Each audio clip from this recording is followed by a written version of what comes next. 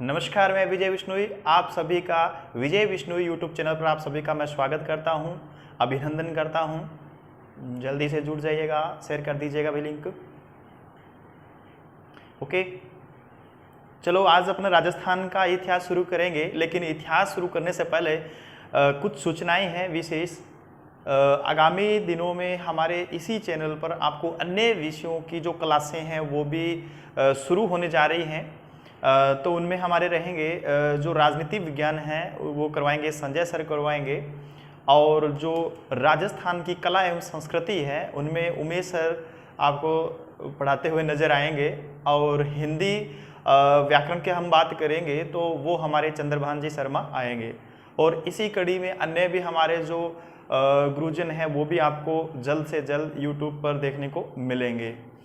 चलो शुरुआत अपन से ही करते हैं, इतिहास से ही करते हैं। और राजस्थान, इससे पहले अपने कुछ क्लासें भारतीय इतिहास की आपको देखने को जरूर मिली होगी, लेकिन उसी को भी हम आगे क्रम में बढ़ाएंगे। लेकिन इसी बीच हम राजस्थान का इतिहास है उसको अपन शुरू करते हैं। और राजस्थान के इतिहास में अपन राजपूतों का जो काल है उसमें बात करें तो एक राठौड़ वंश भी आता है। तो इसका मतलब आज हम राठौड़ वंश पढ़ने वाले हैं। देखिएगा, राजस्थान में राठौड़ वंश, राजस्थान में राठौड़ वंश, राजस्थान में राठौड़ वंश का जो उदय होता है वो मारवाड़ क्षेत्र में होता है। इसका मतलब है राजस्थान में राठौड़ वंश का जो उदय होता है वो कौन से क्षेत्र में होता है? मारवाड़ क्षेत्र में होता है। मारवाड़ का मतलब है जोधपुर का जो हिस्सा है वर्तमान में, उसी क्षेत्र की लोकेशन को हम क्या बोलते हैं? मारवाड़ बोलते हैं। चाहे नागौर का हिस्सा हो, पाली का हिस्सा हो, वर्तमान जोधपुर का हो, ये संयुक्त रूप से जो क्षेत्र है ये क्या कहलाता था? ये मारवाड़ कहलाता था।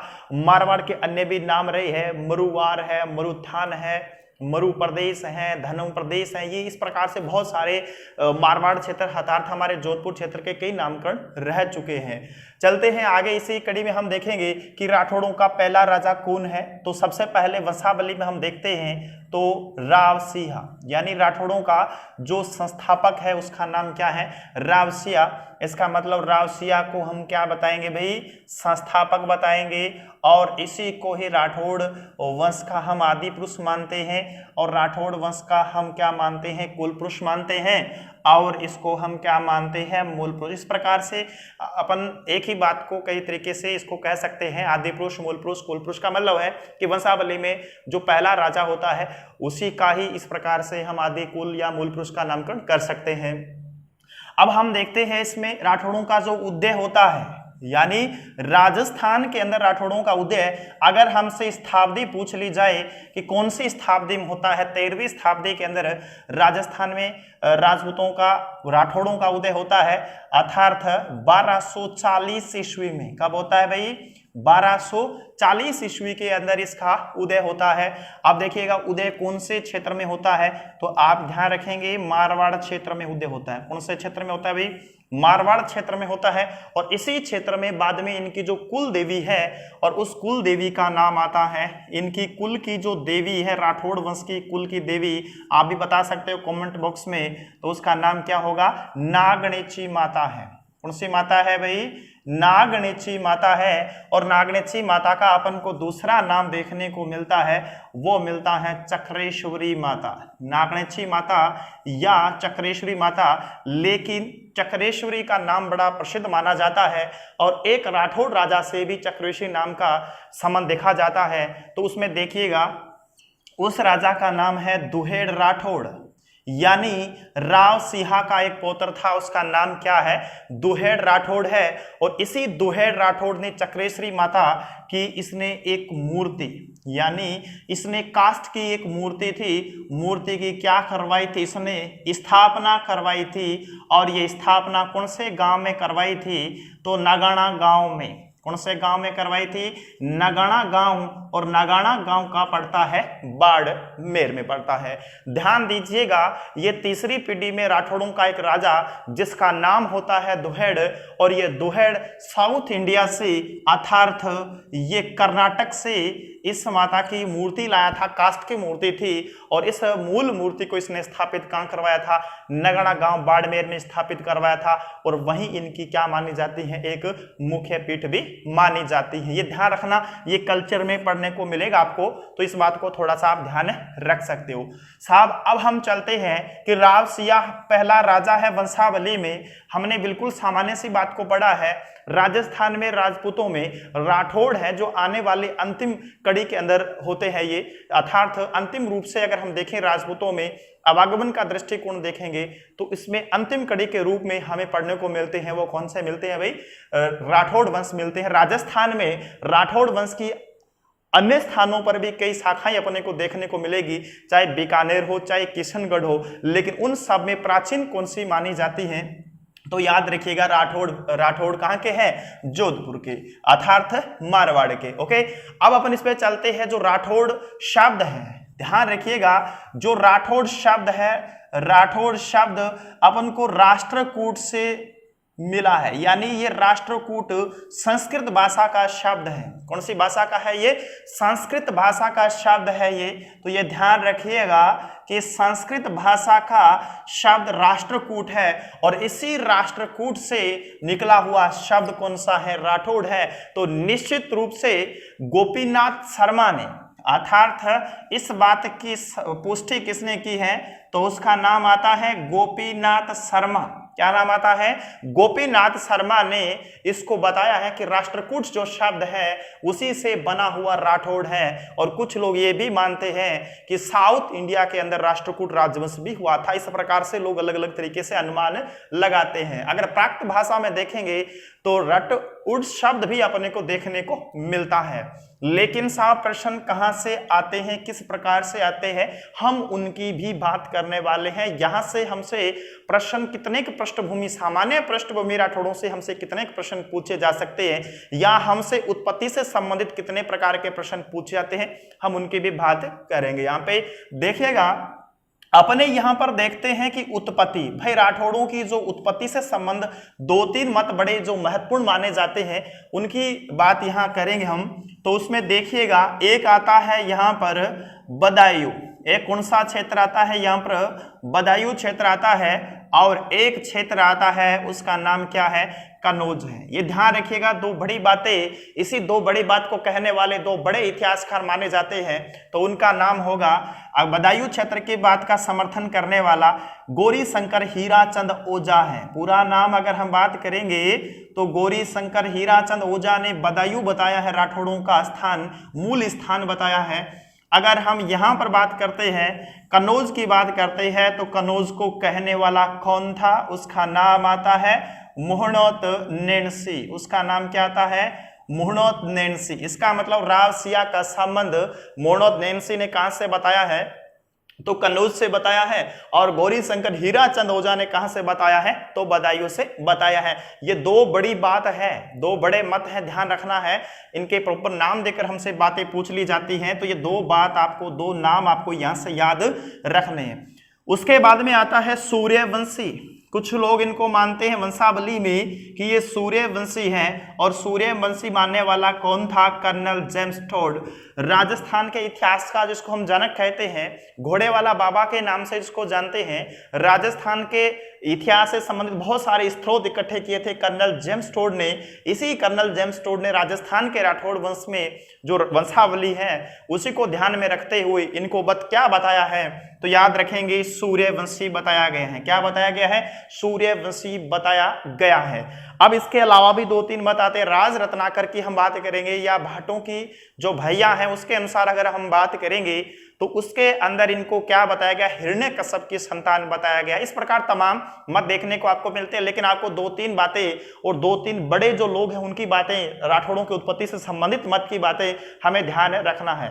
अब अपन यहां से देखें कितनी बातें हमसे पूछी जा सकती हैं। सबसे पहले देखिएगा, राठौड़ों का जो संस्थापक है उसका नाम क्या है? तो उसका नाम क्या है भाई? राव सिया। उसका नाम क्या है? राव सिया। और इसका आदि पुरुष या संस्थापक के नाम से हम इसको जानते हैं।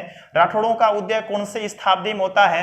तो 13वीं शताब्दी में होता है। और कब होता है? 1240 ईस्वी में होता है। इसके बाद में राठौड़ों की कुल देवी है, उसका क्या नाम है? नागणेची माता। और नागणेची माता का दूसरा नाम क्या है? चक्रेश्वरी माता। चक्रेश्वरी माता की मूर्ति को कर्नाटक से कौन लाया था? दुहेड़ राठौड़ लाया था।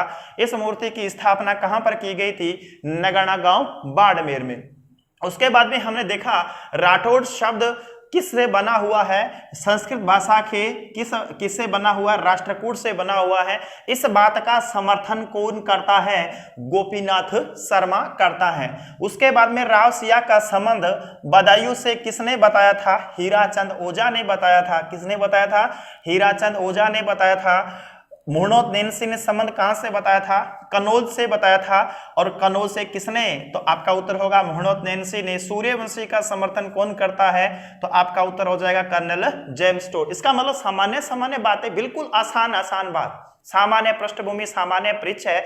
तो ये 15 से 20 प्रश्न यहाँ से हमसे बिल्कुल बनते हैं। और यहाँ से भी सामान्य परिचय से भी कई बार आपने देखा होगा एग्जाम के अंदर प्रश्न पूछे जाते हैं। ओके, अब अपन इसमें आगे चलेंगे। वंशावली से संबंध कुछ बातें प्रश्न पूछ लेते हैं। काल क्रम को ध्यान में रखकर उनके राजाओं की वंशावली का आजकल एग्जाम में सीक्वेंस देखने को मिलता है कि उनको काल क्रम के अनुसार व्यवस्थित कीजिएगा, इन घटनाओं को व्यवस्थित कीजिएगा। तो उन पर भी हम थोड़ी सी चर्चा करेंगे। अभी तक हमने विषय वस्तु के बारे में सामान्य सामान्य बातें की है और आगे हम पढ़ेंगे राव सिया। देखो राव सिया के बाद में आगे हम चलते हैं तो उसका पुत्र होगा, उसका नाम आएगा आसनाथ। क्या नाम आएगा? आसनाथ। आसनाथ का पुत्र कौन होगा?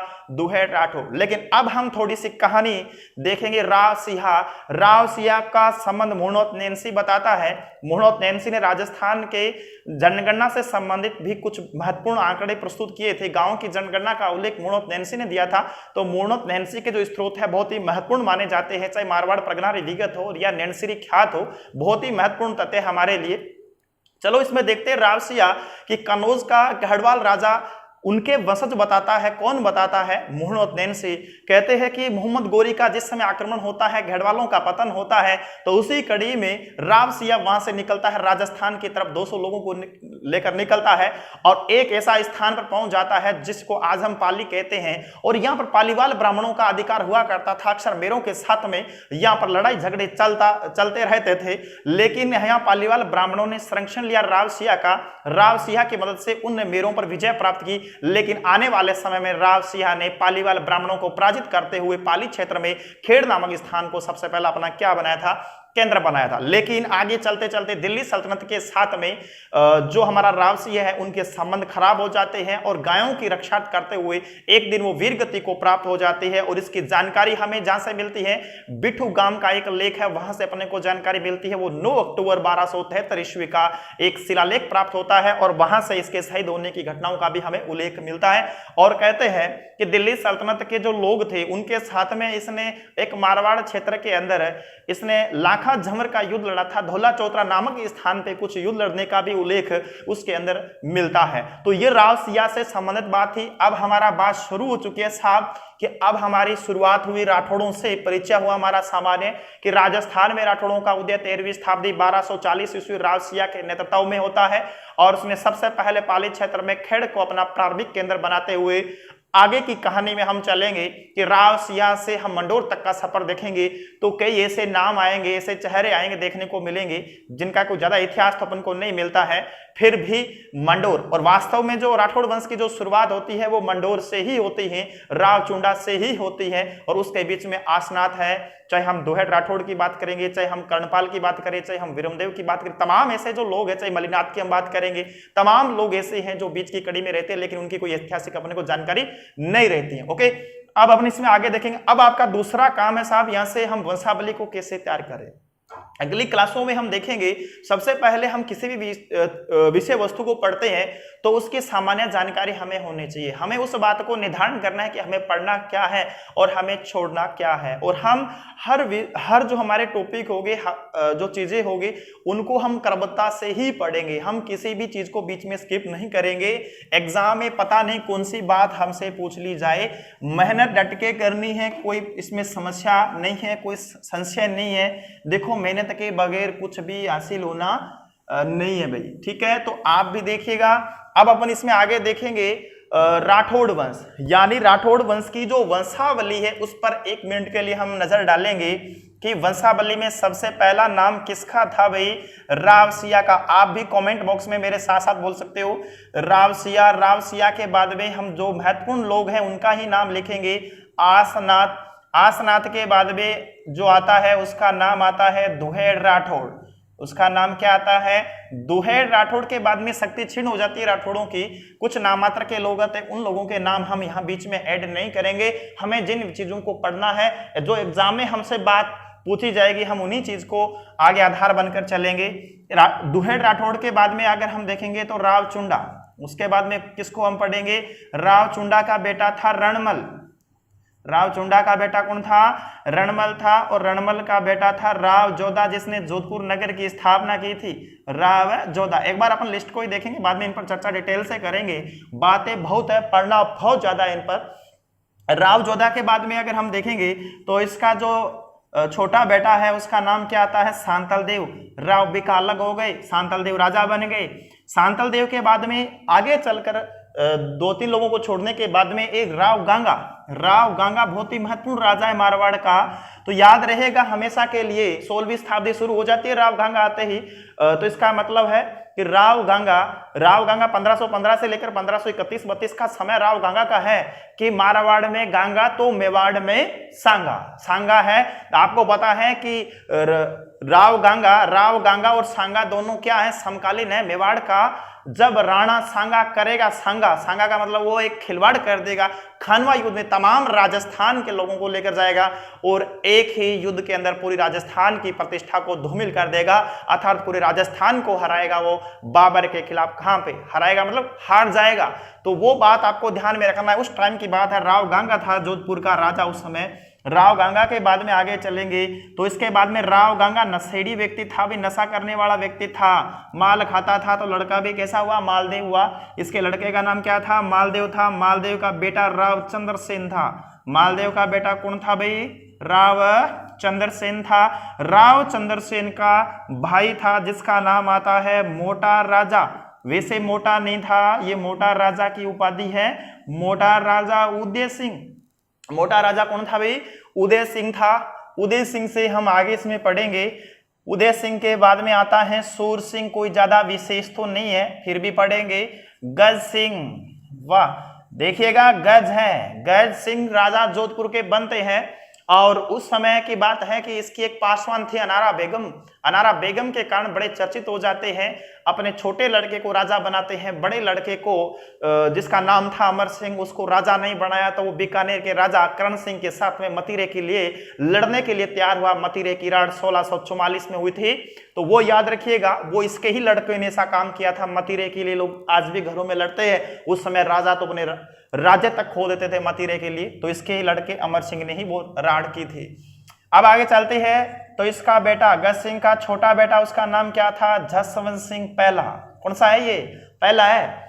अब देखिएगा जसवंत सिंह प्रथम की अगर हम बात करेंगे कि जसवंत सिंह जो प्रथम है, इसके जो पत्नी है उसने इसको घर में नहीं आने दिया। क्यों नहीं आने दिया? क्या कर दिया इसने? हार गया था, ये प्रतिष्ठा धूमिल हो गई जोधपुर की। ऐसा रानी को लगा तो उसने कहा कि राजपूत होता तो युद्ध स्थल जीत कर आता, अन्यथा शहीद हो जाता। हार कर पराजित होकर वो नहीं लौटता, इसलिए उसको गुस्सा आता है और नाराज हो गई थी। वो है ये जसवंत सिंह राठौड़, जोधपुर का राजा।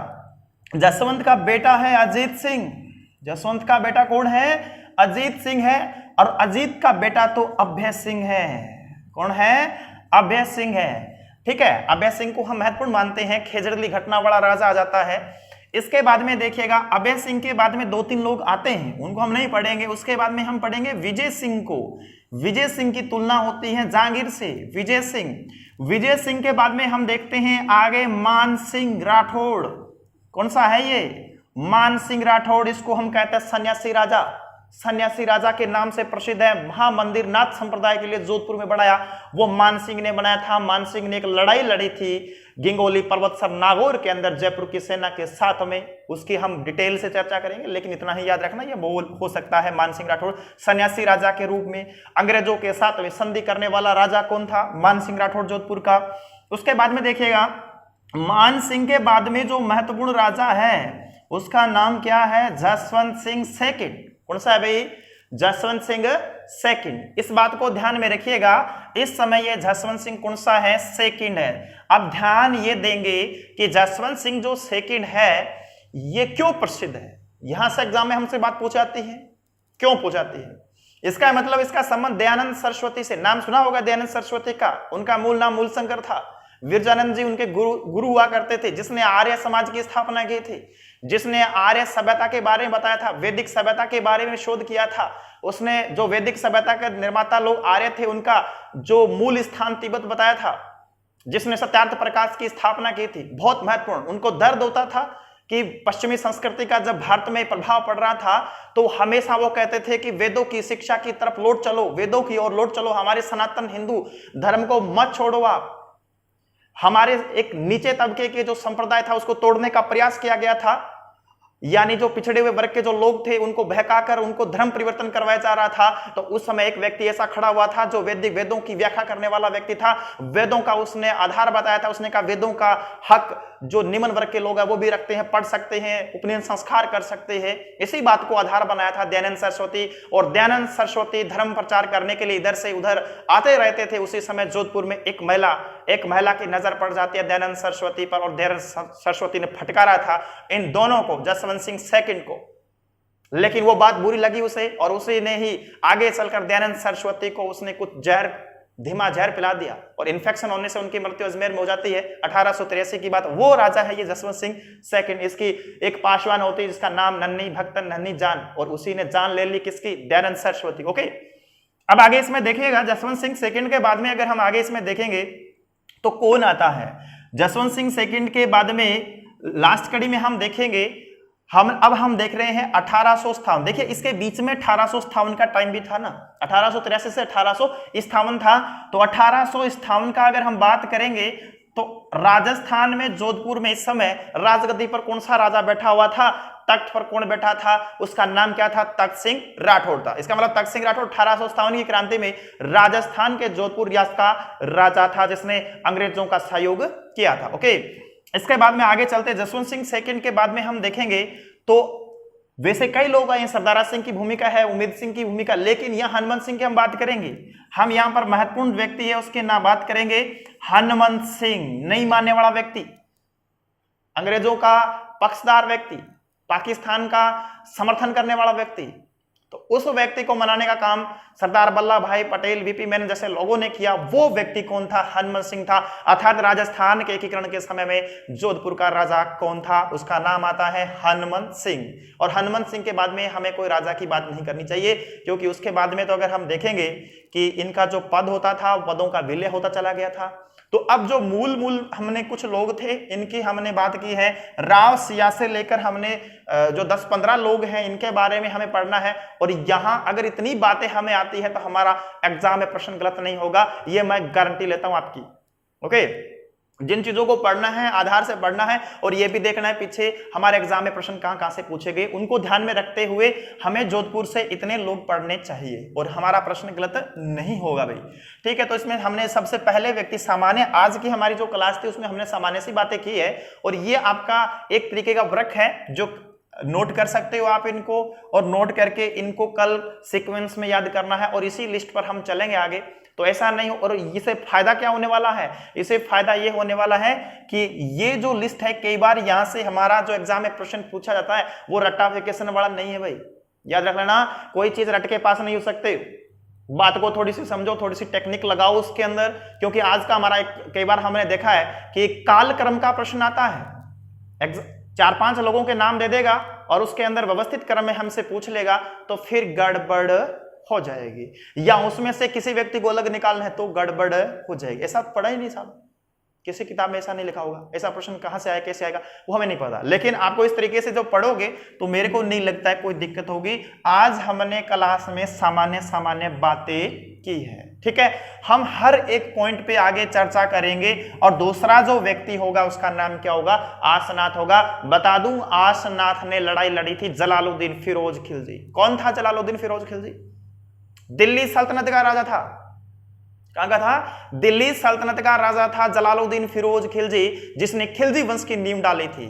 1290 में खिलजी वंश की नींव जलालुद्दीन फिरोज खिलजी ने डाली थी। और एक उदारवादी नेता कह सकते हो, राजा कह सकते हो आप दिल्ली सल्तनत का, जिसने दीवान वकूफ नामक डिपार्टमेंट की स्थापना कर दी थी। और उसने कहा था कि मैं किसी भी मुसलमान भाइयों का खून बहाने में इंटरेस्ट नहीं है, ठीक है। और उसी के समय सबसे ज्यादा जो मंगोल हैं वो जो मुस्लिम बने थे, सबसे ज्यादा जो मंगोल हैं वो क्या बने थे? मुसलमान बने थे उसके टाइम के अंदर। तो वो व्यक्ति था जिसने सिद्दी मोल्ला की हत्या करवा दी थी। उसके साथ में हमारा एक छोटा सा राजा ने लड़ने का प्रयास किया और मारा गया। लड़ाइयां क्यों हुई? गायों के लिए हुई साहब। इसका मतलब है तो वो व्यक्ति कौन था? उसकी आस तोड़ दी किसने? जलालुद्दीन ने। आस तोड़ दी जलालुद्दीन ने। उसके बाद में कौन आता है? दुहेड़ राठौड़ आता है साहब। दुहेड़ राठौड़ का प्रश्न आएगा नगाना गांव बाड़मेर में। क्या हुआ था नगाना गांव बाड़मेर में? नागणेची माता की मूर्ति की, कास्ट की जो मूर्ति थी उसकी स्थापना करने वाला काम किसने किया था? तो इसी ने ही किया था। कहां से लाया था? कर्नाटक से ही लाया था। तो ये थोड़ी सी बात आप ध्यान में रख सकते हो। और उसके बाद में हम अगली क्लास में आगे पढ़ेंगे साहब, वो पढ़ेंगे रावचुंडा को। और रावचुंडा को पढ़ेंगे तो लेके जाएंगे मंडोर में, और मंडोर सबसे पहली राजधानी मानी जाएगी। और राठौड़ वंश को जो पहचान दिलाने का काम करेगा, सबसे पहला राजा बन जाएगा, उसका नाम होगा रावचुंडा। रावचुंडा को हम राठौड़ वंश का वास्तविक संस्थापक कहेंगे। हम वास्तविक संस्थापक क्यों कहेंगे ये भी तो हमें आना चाहिए। ओके, तो इन चीजों को हम अगली क्लास में पढ़ेंगे भी। इसी लिस्ट को यहां तक हमने बातें की है अभी, और ये थोड़ी सी आप अपनी कॉपी में लिख लीजिए। मैंने कोई ट्रिक्स नहीं बताई आपको मेहनत करनी है, आपको लिख के देखना है। ये देखने से काम नहीं चलेगा साहब, पढ़ना पड़ेगा। इसका मतलब आप पहल करोगे, मैं सहयोग करूंगा। पहले आप पहल कीजिएगा, मैं सहयोग करूंगा। कोई समस्या है कमेंट बॉक्स में लिखो, मैं उनका हल करूंगा। कल अगली क्लास में हम पढ़ेंगे रावचुंडा को, और हम आगे की कहानी को शुरू करेंगे। कहां से? मंडोर से। तो अगली क्लास में मिलते हैं, तब तक के लिए नमस्कार।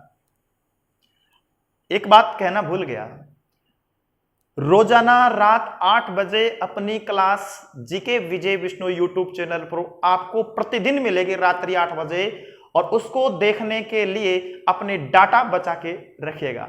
धन्यवाद।